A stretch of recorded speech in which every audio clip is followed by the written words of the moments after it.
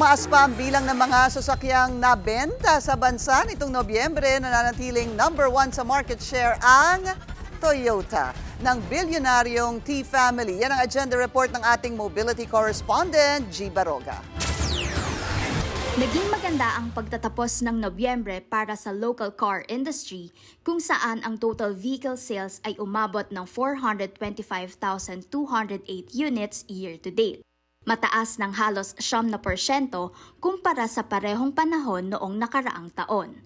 Ayon sa joint report ng Chamber of Automotive Manufacturers of the Philippines Inc. o CAMPI at ng Truck Manufacturers Association, ang Asian Utility Vehicle o AUV segment ay may malaking momentum, kung saan tumaas ang sales nito ng 37% kumpara sa nakaraang taon. Noong nakaraang buwan, umabot sa 7,890 units ang AUV sales, 11% na mataas mula Oktubre at nagtala rin ng 41% na pagtaas kumpara sa November 2023. Tumaas din ang passenger car sales sa 11% na may kabuuang 110,645 na mga unit. Patuloy na tumataas ang commercial vehicles na may 8% na pag-angat sa kabuuang benta, na umabot sa 314,536 na mga unit. Samantala, maganda rin ang performance ng mga light commercial vehicle na umabot sa 229,313 ang year-to-date sales.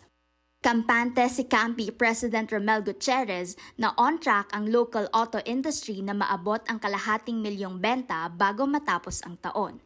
Ayon pa sa kanya, na-observe ng grupo ang tuloy-tuloy na pagtaas ng car sales at inaasahan nilang magpapatuloy ang positibong trend hanggang 2025. Nananatiling #1 ang Toyota ng bilyonaryo T-Family na may 47% market share, tumaas ng 10% mula noong nakaraang taon. Sumunod ang Mitsubishi na may 19% market share kung saan tumaas ang sales nito ng 13% sa 81,401 na mga unit. Ang Ford ay nasa third place pa rin sa kabila ng 10% pagbaba ng sales nito na umabot sa 25,770. Ito ay may 6% market share. Sa ika-4, ang Nissan ay may 6% market share habang ang Suzuki ay nakakuha naman ng 4%. Para sa agenda, G. Baroga, Billionaire News Channel.